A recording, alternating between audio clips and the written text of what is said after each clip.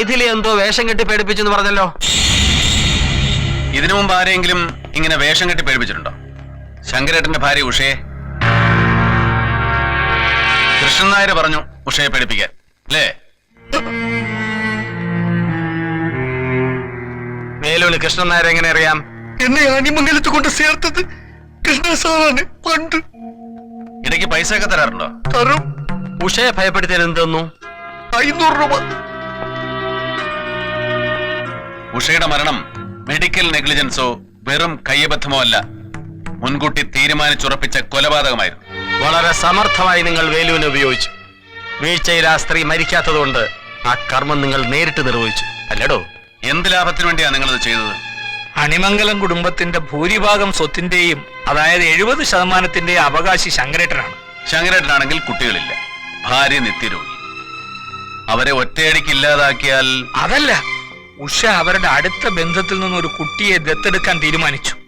അവര് വളരെയേറെ നിർബന്ധിച്ചത് കൊണ്ടാണ് ശങ്കരേട്ടൻ അതിന് സമ്മതിച്ചത്. അതോടെ 70% സ്വത്തിനും പുതിയ നാഥനായി. ആകെ ഒരു ശല്യം ആ സ്ത്രീ ആയിരുന്നില്ലേ? ആ ശല്യം കൂടെ നീങ്ങി കിട്ടിയാൽ ശങ്കരേട്ടനെ തുള്ളിക്കാനുള്ള താളമൊക്കെ ഡോക്ടർക്കറിയാം. ഹോസ്പിറ്റലോ റിസോർട്ടോ ചുളുവിലേക്ക് എന്താ സഹായിച്ചുകൂടാത്തത്? എന്തൊരു ജാതകമാടോ തന്റെയൊക്കെ.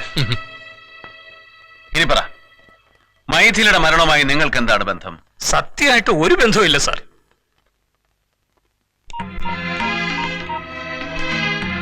Chacko, get going.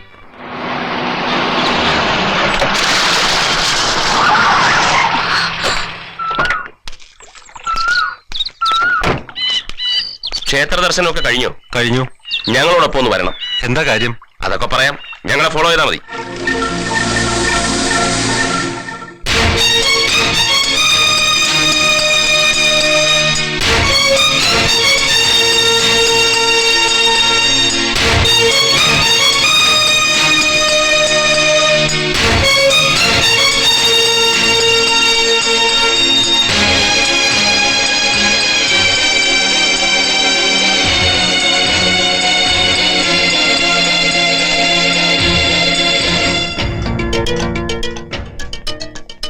CBIക്ക് കിട്ടിയ വിവരം അനുസരിച്ച് മരണം നടന്ന ദിവസം രാത്രി അണിമംഗലത്തുണ്ടായിരുന്നത് 5 പേരാണ്.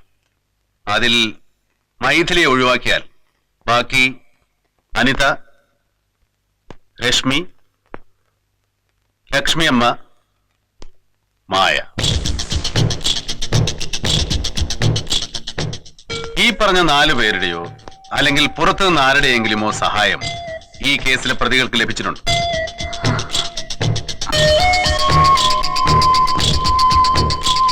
CBIക്ക് കേസിന്റെ അന്വേഷണം പൂർത്തിയാക്കണമെങ്കിൽ അതാരാണെന്ന് തിരിച്ചറിഞ്ഞേ മതിയാവും. നിങ്ങൾ പോലീസിലോ CBIക്കോ കൊടുത്തിട്ടുള്ള മൊഴിയിൽ പറഞ്ഞിട്ടുള്ളതല്ലാതെ മറന്നുപോയതോ വിട്ടുപോയതോ മനഃപൂർവ്വം വിട്ടുകളഞ്ഞതോ ആയ എന്തെങ്കിലും കാര്യങ്ങൾ അന്ന് രാത്രി നടന്നിട്ടുണ്ടോ? ഇല്ല. ഇല്ല. ഷുവർ? ഷുവർ. Very good. ഒരു ചോദ്യം ശങ്കരേട്ടനോട് ചോദിക്കാനുണ്ട്. ആ ദിവസം ശങ്കരേട്ടൻ എപ്പോഴാ തിരുവനന്തപുരത്ത് നിന്ന് വന്നത്? രാവിലെ. അല്ല, ഉച്ചയ്ക്ക്.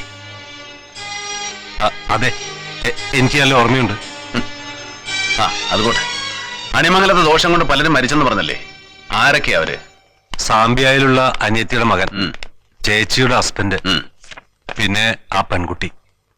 ഒരു പേര് വിട്ടുപോയല്ലോ, ശങ്കരേട്ടന്റെ ഭാര്യ ഉഷ. അത് വിട്ടു. ലക്ഷ്മി അമ്മയുടെ ഹസ്ബൻഡ് അല്ലേ ഒരു ആക്സിഡന്റ് പെട്ട് മരിച്ചത്? അതെ. മരിക്കുമ്പോ അളിയൻ വലിയ കടബാധ്യതക്കാരനായിരുന്നു അല്ലേ? അതെ. എങ്ങനെയാ വലിയ കടക്കാരനായത്? അറിയാൻ പാടില്ലാത്ത പല ബിസിനസ്സും ചെയ്ത് ഒക്കെ തൊലച്ചു. അച്ഛന്റെ സ്വത്തും സമ്പാദ്യവും അണിമംഗലത്തെ അമ്മയുടെ ഷെയറും എല്ലാം പോയി. ഇവൻ വെറുതെ കൊടുത്ത 5-6 ലക്ഷവും കളഞ്ഞു. പിന്നെ കടം വാങ്ങാൻ തുടങ്ങിയല്ലേ? അതെ. മായ എന്തെങ്കിലും സഹായം ചെയ്തിരുന്നോ? അച്ഛന് വേണ്ടി ഇവളും കുറെ കടം വാങ്ങി. ആരിൽ നിന്ന്? From my friend. അതാരാ ഫ്രണ്ട്? അഖിലേഷ്.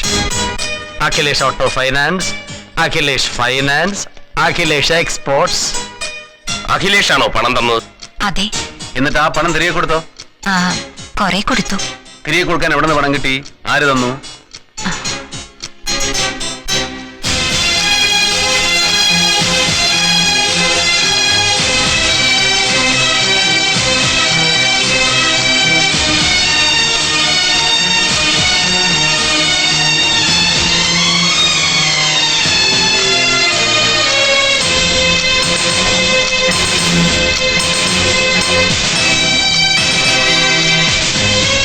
ഇയാളാണോ പണം തന്നത്?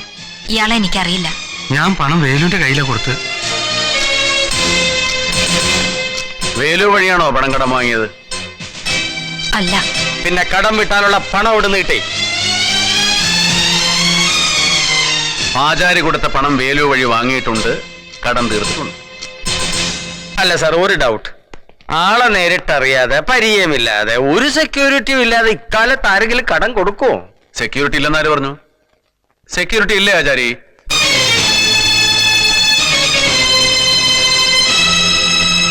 ശരി, മായ വാങ്ങിയില്ല.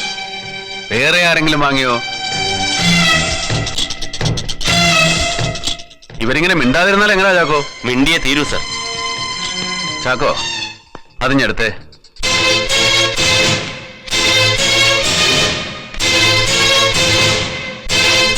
മൈഥിലി മരിച്ച ദിവസം ലോക്കൽ പോലീസ് ഇൻക്വസ്റ്റ് നടത്തിയപ്പോൾ എടുത്ത ഫോട്ടോസാ ഇതെല്ലാം.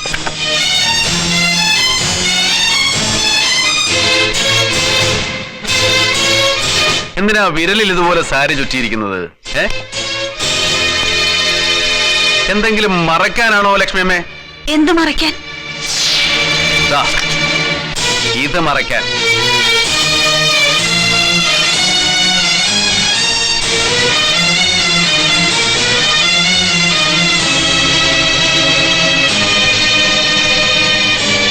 ഈ മുറിവ് എങ്ങനെ ഉണ്ടായി? ഈ സംഭവം നടക്കുന്നതിന് 3-4 ദിവസം മുൻപ് കറിക്കോ മറ്റോ നുറുക്കുമ്പോ കത്തി കൊണ്ട് മുറിഞ്ഞതാ. അതെന്ന് പോലീസ് ചോദിച്ചപ്പോ ഞാൻ പറയുകയും ചെയ്തു. 3-4 ദിവസം എന്ന് പറയുമ്പോ മൈഥിലി മരിക്കുന്നതിന് മുമ്പ്, അനിതയും കൂട്ടുകാരികളും മണിമംഗലത്ത് എത്തുന്നതിന് മുമ്പ്. അതെ. ഉറപ്പ്? അതെ, എനിക്ക് നല്ല ഓർമ്മയുണ്ട്. ഈ ഫോട്ടോയൊക്കെ എന്നെടുത്തതാ? കുട്ടികൾ അണിമംഗലത്ത് വന്നപ്പോ എടുത്തതാ. അതായത് മൈഥിലി മരിക്കുന്നതിന് ഏതാനും മണിക്കൂറുകൾക്ക് മുമ്പെടുത്തത് അല്ലേ? അതെ.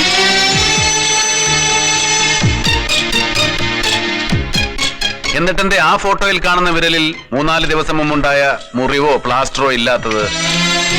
3-4 ദിവസം മുമ്പുണ്ടായ മുറിവ് പെട്ടെന്ന് എങ്ങനെ അപ്രത്യക്ഷമായി? അടുത്ത ദിവസം വീണ്ടും ആ മുറിവ് എങ്ങനെയാണ് പ്രത്യക്ഷപ്പെട്ടത്? മുറിവ് എപ്പോഴും ഉണ്ടായത് എനിക്ക് നല്ല ഓർമ്മയില്ല.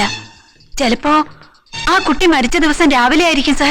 ചിലപ്പോ ഒന്നുമല്ല, പെൺകുട്ടി മരിച്ച അന്ന് തന്നെയാണ് മുറിവുണ്ടായത്. അത് എങ്ങനെ ഉണ്ടായി? അതാണ് ചോദ്യം. അത് എനിക്ക് നല്ല ഓർമ്മയില്ല. ഞാൻ ഓർമ്മിപ്പിക്കാം. സ്വന്തം വീട്ടിലും വീട്ടിനടുത്തും ആവശ്യത്തിന് ഹോസ്പിറ്റൽസും ഡോക്ടേഴ്സും ഉണ്ടായിട്ടും എന്തിനാ ലക്ഷ്മിയമ്മയെ 22 കിലോമീറ്റർ ദൂരെയുള്ള കരുണ ഹോസ്പിറ്റലിൽ പോയി ഈ മുറിവിന് ചികിത്സിച്ചത്? 1.5 മാസത്തോളം നിങ്ങളെ ചികിത്സിച്ച ഡോക്ടർ മനോഹരൻ നിങ്ങളെയും നിങ്ങളുടെ കൂടെ അന്ന് കൂട്ടിനുവന്ന വേലുവിനെയും ഇന്ന് നന്നായി ഓർക്കുന്നു. ഡോക്ടർ മനോഹരൻ നിങ്ങൾക്ക് എഴുതി തന്ന പ്രിസ്ക്രിപ്ഷനായത്. വേലുവിന്റെ വീട് പരിശോധിച്ചപ്പോ കിട്ടിയതാ. 1.5 മാസത്തോളം ചികിത്സിക്കാൻ തക്കവണ്ണം എന്ത് മുറിവാണ് ആ വിരലിലുണ്ടായിരുന്നത്? എന്തോ കള്ളത്തരം മറയ്ക്കാനല്ലേ അത്ര ദൂരം പോയത്? യഥാർത്ഥത്തിൽ അന്ന് രാത്രി എന്താ സംഭവിച്ചത്?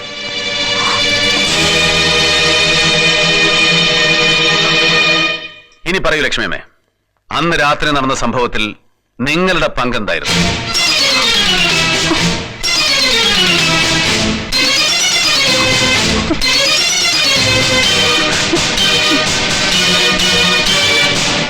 മകള് വാങ്ങിയ കടം തീർക്കാൻ വേലു വഴി ആചാര്യയിൽ നിന്നും പണം ഞാനാ വാങ്ങിയത്. അത് തിരികെ കൊടുക്കാൻ കഴിയാതെ വന്നപ്പോ പകരം തിരുവാഭരണം വേണമെന്ന് ആചാര്യ നിർബന്ധിച്ചു. ആ രാത്രി തിരുവാഭരണം കൊടുക്കാനുള്ള അവസാന ദിവസമായിരുന്നു. ആചാരി കൊടുത്ത ഡ്യൂപ്ലിക്കേറ്റ് ആഭരണവുമായി വേലു വന്നപ്പോ പൂജാമുറിയിലിരുന്ന ഒറിജിനലും എടുത്തുകൊണ്ട്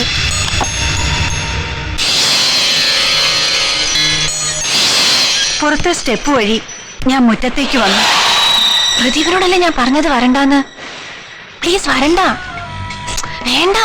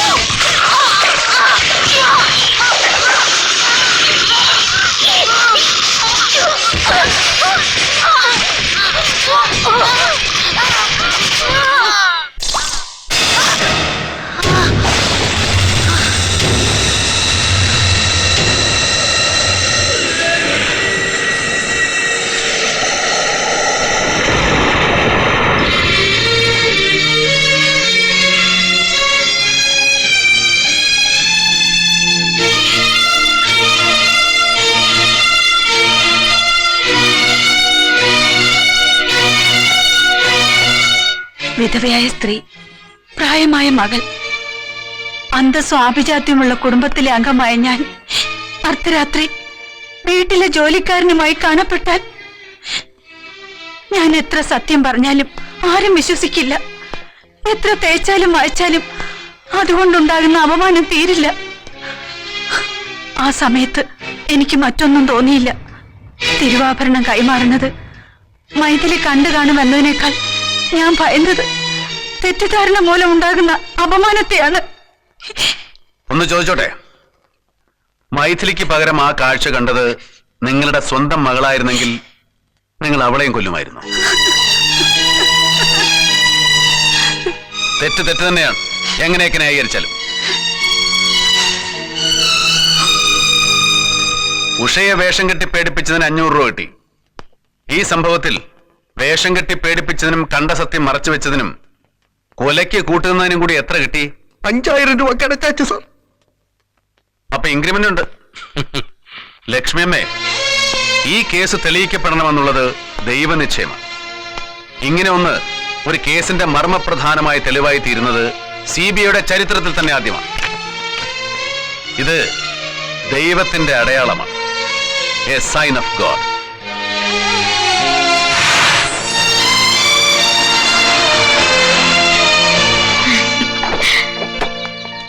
പൂജയൊക്കെ കഴിഞ്ഞോ? എല്ലാം ഭംഗിയെ കഴിഞ്ഞു. കാക്ക തന്നെ വന്ന് എല്ലാം നടത്തി തന്നു. ഉഷമ്മയ്ക്ക് വേണ്ടി പ്രത്യേക കർമ്മങ്ങളും ഉണ്ടായിരുന്നു. Very good. ഈ കേസ് എങ്ങനെ എവിടെ ആരംഭിച്ചൊന്നും എവിടെ എങ്ങനെ അവസാനിച്ചൊന്നും ഇപ്പൊ സായിക്ക് മനസ്സിലായില്ലേ?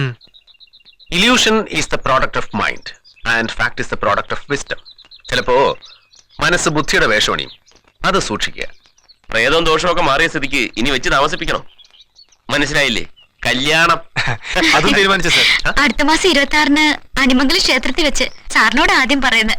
അപ്പൊ എല്ലാം തീരുമാനിച്ച് ഉറപ്പിച്ചിട്ടാണ് വരവല്ലേ? Wish you all the luck.